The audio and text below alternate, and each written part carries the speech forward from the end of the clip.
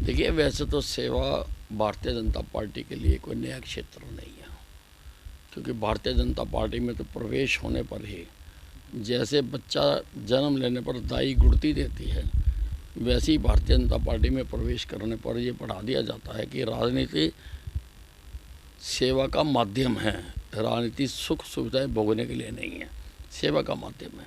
परंतु अब क्योंकि प्रधानमंत्री नरेंद्र मोदी जी का 17 सितंबर को जन्मदिन मनाया जा रहा है और 17 तारीख से लेकर 2 अक्टूबर तक, जो कि महात्मा गांधी जी का जन्मदिन है, तो उसमें सघन सेवा प्रकल्प चलाए जाएंगे। उसी के लिए ही आज की मीटिंग बुलाई गई है। इसमें बाकायदा दिशा निर्देश दिए जाएंगे और सेवा का क्षेत्र तो बहुत वास्ट है, बहुत जितना मर्जी सेवा के काम कर लो।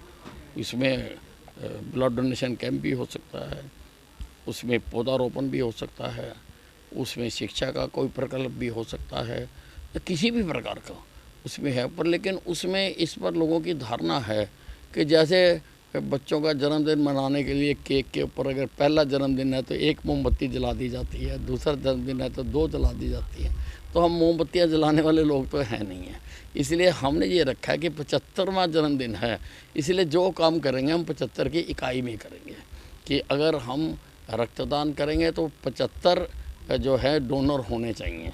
अगर हम पेड़ लगाएंगे तो एक जगह पर 75 पेड़ हमें लगाने चाहिए। इस प्रकार से 75-75 के उसमें हम ये काम करेंगे। आज प्रधानमंत्री जी का पंजाब और हिमाचल में भी दौरा है और कई जगहों पर बाढ़ जैसी है, हरियाणा में भी। देखिए, अब प्राकृतिक आपदा है और इस बार पहले से बहुत ज़्यादा आई है। जितने क्लाउड बर्स्ट इस बार हुए हैं उतने आज से पहले नहीं हुए। हालांकि वो प्राकृतिक फिनोमेना है तो उसका क्लाउड बर्स्ट होने का और उसका पैमाना भी है कि अगर 1 मिनट में 100 mm बारिश आ जाती है तो उसको क्लाउड बर्स्ट कहते हैं।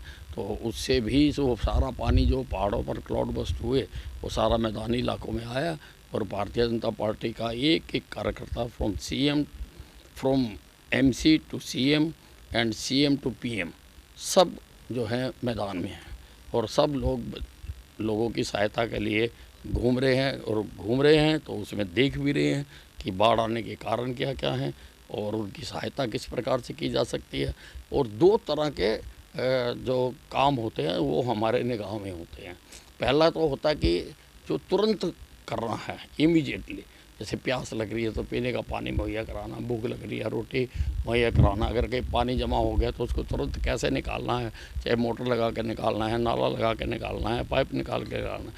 और दूसरा, इसके साथ साथ हम ये भी अध्ययन करते हैं कि इसका जो है परमानेंट समाधान क्या है और वो भी हम फिर उसका अपने मन में रखते हैं और बाकी साल में हम उसकी योजना बना के उसका काम करते हैं।